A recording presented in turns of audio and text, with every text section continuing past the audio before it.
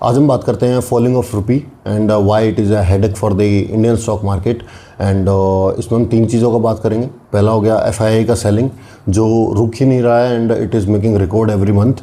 अब उसमें दिक्कत ये है कि एफआईआई की तरफ से सोचें कि एक इंडियन स्टॉक मार्केट ने 10% का रिटर्न दिया, लेकिन डिप्रिशिएशन ऑफ रुपी 5% हो गया, तो उनको जब वो यूएसडी में अपना कैलकुलेट करेंगे ना रिटर्न को, तो 10 - 5 उनका रिटर्न ही 5% बचता है।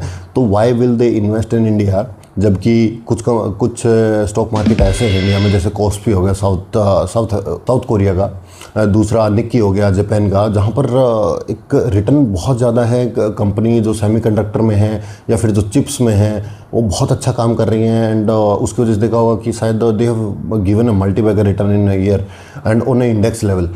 तो वहाँ पर भी शिफ्ट देखने को मिल रहा है। और दूसरा हम बात करें तो ये जो डिप्रिशिएशन ऑफ रुपी है ये हमारे देश में इंपोर्ट कर रहा है इन्फ्लेशन को। अब इसको आप ऐसे समझ सकते हैं कि पहले $80 एक बैरल था ऑयल का, अभी वो $100 है।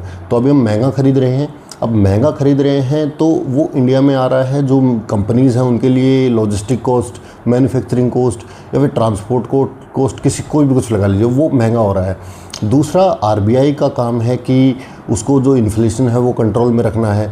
तो जब इन्फ्लेशन हमने इंपोर्ट कर लिया तो उस इन्फ्लेशन को कंट्रोल में रखने के लिए आरबीआई भी अपनी मॉनेटरी पॉलिसी में ऐसा कर रही है कि वो इंटरेस्ट रेट को हाई कर रही है, ताकि जो सप्लाई ऑफ मनी है वो ज़्यादा ना हो और इन्फ्लेशन को हम अपनी तरफ से और ना बढ़ाएं। तो उसकी वजह से भी जो कंपनीज़ का अर्निंग ग्रोथ है उसमें दिक्कत आ रहा है, क्योंकि चीज़ें महंगी होंगी तो people will shift towards bearish case, मतलब कि उनको ज़्यादा चीज़ें नहीं खरीदेंगे, वो एक सेविंग ऑफ मनी के उसमें माइंडसेट में चले जाएंगे। एक तो हम बाहर से इंपोर्ट कर रहे हैं, ऊपर से कंपनीज़ को हिट हो रहा है, दूसरा आरबीआई इंटरेस्ट रेट हाई रख रही है, तो उसकी वजह से भी जो डिमांड है उसमें थोड़ा सा क्रंच आ रहा है।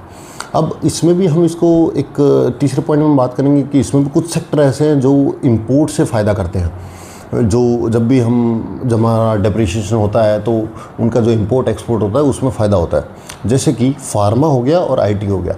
आईटी का तो चलो अभी हमें नहीं पता कौन सा कंपनी टिकेगा कौन सा नहीं टिकेगा, and I don't think so कि पूरा आईटी ख़त्म हो जाएगा। It is not viable to say, but I think some companies will get into the ruins and some will thrive in the situation, those who will adapt। But हम बात करते हैं pharma का, तो जो कंपनीज फार्मा में export कर रही हैं तो वो एक्सपोर्ट कर रही हैं यूरोपियन कंट्रीज़ में, अमेरिका में, साउथ अमेरिका में एंड एवरीवेयर एल्स।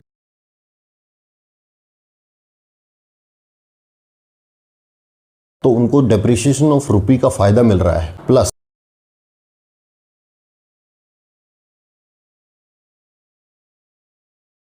और उनका खर्चा है मेनली उनका रुपी में, कि उनका रेंट हो गया, सैलरी हो गया, so everything else is in this rupee.